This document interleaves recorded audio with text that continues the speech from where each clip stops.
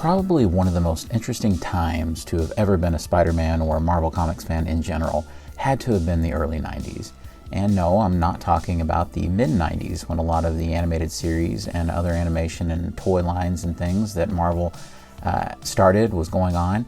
I'm talking about the early 90s when it was a veritable desert of practically anything in terms of content on television or even a lot of the times toys.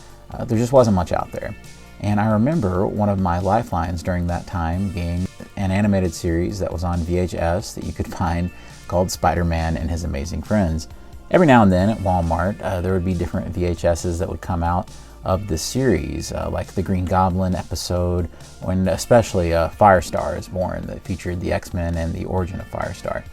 And these were very, very formative for me as a kid, because keep in mind, I came around too late to have watched these shows when they were new on television, and I was around a little too early for Spider-Man the Animated Series or any of the other Marvel cartoons to have started. So this was very much a transitional show for me. And with that being said, this box set that Hasbro announced a little while back really, really excited me, because now we would finally get a 6-inch scaled Spider-Man and His Amazing Friends 3-pack. So it is my great pleasure to bring you this very important review to me. But before we begin, I am asking that anybody who's watching this and enjoying it, please maybe consider subscribing, like the video. Anything like that always helps us out, and we sure do appreciate you. With that out of the way, let's begin. So we'll just look at the box really quick. I am absolutely loving that they get the freeze frame and the font and everything just right from the beginning of the show. Anybody who saw the opening of the show, this box serves as an absolute tribute to it. You have the freeze frame at the beginning, the Marvel Comics animation logo right there at the top, which I did not expect, and this was the biggest surprise of all. At the beginning of the show, there's this weird, like, frame-by-frame kind of time-lapse thing of Spider-Man crawling around the screen, and it thrilled me to no end as a child. And to see this is unbelievable on the sides of the box. No big surprises on the bottom, barcode for some reason if you need it.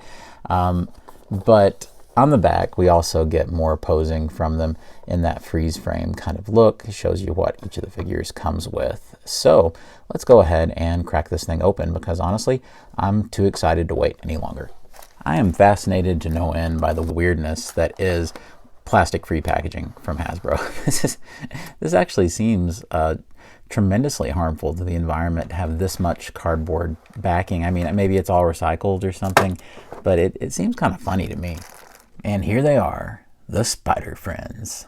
And I have to say, this is a really, really exciting set. I'm very impressed with it upon getting it out of the packaging.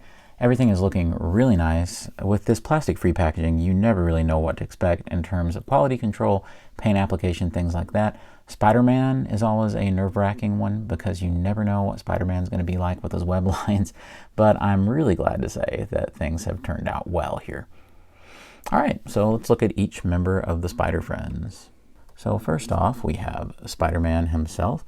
The only complaint I have just immediately with just visually on the figure is just that the head is a little lighter, I think, than the front chest, but it's not that noticeable. It's just very subtle variations in red paint versus red plastic in different spots where they had to swap out. Like, I believe this is red plastic and this is red paint and red plastic. So it looks like the pieces that are just straight up red plastic are lighter and the ones that are red paint are darker, but it's totally understandable and you can hardly even notice it at all. Down here we have the boots. We have pinless joints, which is so nice with, of course, this new body and things. So it's lovely to see. I really appreciate this Spider-Man head sculpt. I don't know, is that the first appearance Spider-Man head sculpt that they did recently? I'm not really sure. Either way, it is so appropriate for the Spider-Man and His Amazing Friends, just body style and the look of that show. The logo is very, very good for that series and the look. And on the back, they have the classic, of course, logo that was featured in that series as well. I really think it looks great without them going overboard on like cell shaded details, because the truth is that wasn't really part of the stylization of that show. Of course, with this body, you can expect Spider-Man's head to go all the way up. You can, of course, get lots of range because as this stretches out, you see the web line stretch out as well on the belt, which is nice. You know that the arms can go to just about 90 degrees like that. They can, of course, go all the way around, and there is a great butterfly joint right there. It gives you lots and lots of range. And then we can rotate here at the bicep.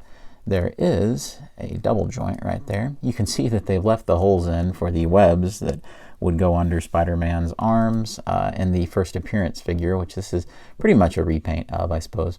And then, of course, he has a great range with the legs, and they accomplish that without there even having to be a need for drop-down hips, which is impressive. Pretty good splits, really. And then we have double jointed knees. We have a rotation at the thighs, rotation at the boot. There is a hinge down here, and great ankle rocker.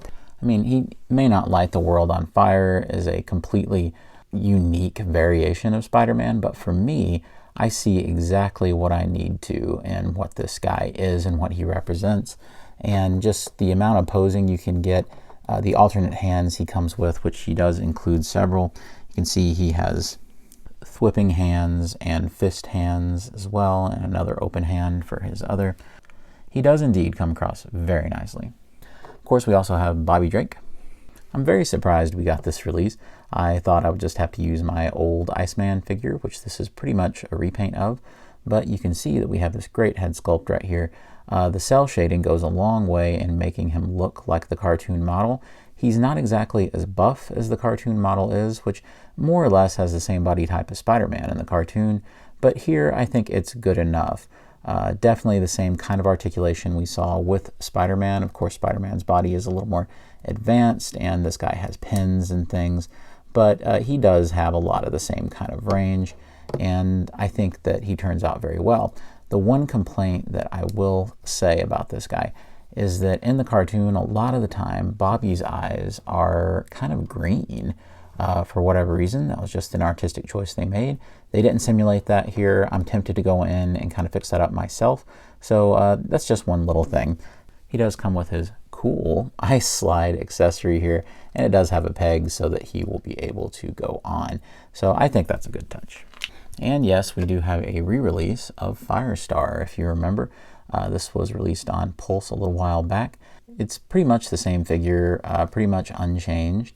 It is a very nice looking figure. I think it's a little more vibrant here. The colors are a lot more kind of out there. And I feel like the paint applications for this head in particular turned out a lot better here. And it just looks more accurate to the cartoon. She does come with an alternate head, which is, to me, more in line with like her comic appearances. But I don't like it as much. And I would much rather have the cartoon model head right here. She does include just a couple of little spindly fire effects, which I think were included last time. And she also has fisted hands. So overall, though, she is really nice, especially if you use this head. I mean, it is just such a great representation of that model. I feel like maybe the body type they used is a little smaller or a little more slight. But I think that depends on the episode you're looking at. Some episodes she's drawn to be a little more full-figured, and in some she's a little more petite. And so that probably had to do with the various animation studios, including Toei actually, that worked on this show. So that's just a matter of preference and what episode you are looking at. But I think overall she's a very lovely figure, and she also has pinless joints just like Spider-Man. So it's a shame Bobby couldn't have gotten that same update. Quick little note, just so I'm being completely transparent, that background back there from Spider-Man and His Amazing Friends of their lair, that was only included with the single release of Firestar. Shame they couldn't include it here, but I also understand that they had to make me feel better about buying pretty much the exact same figure over again by not including it here. I don't know. Either way, we have one more little spider friend, and that's Ms. Lion. And Ms. Lion was the dog that accompanied them on a lot of their adventures, and has a little bit of articulation at the head here. I think the sculpting is really nice, and they have really nailed the look. I was always puzzled by the inclusion of Miss Lion with the original Firestar release because she was gray? I don't know. But they have restored her actual accurate color here so that Ms. Lion can go along with them on adventures and be the right color. It's so great to have such just a wonderfully fun set that's a fun tribute to my childhood and the Spider-Man that I was raised on. You know, Spider-Man, the animated series, really did help me kind of get a good grip on the character of Spider-Man, and to this day I think it's one of the best written shows ever made. But it was Spider-Man and His Amazing Friends that introduced me to more of the basics of the character, and is truly unforgettable for me in so many ways. So friends, I hope you've enjoyed the review today. Be sure to like and subscribe. It really does help the channel out. We do appreciate all of that.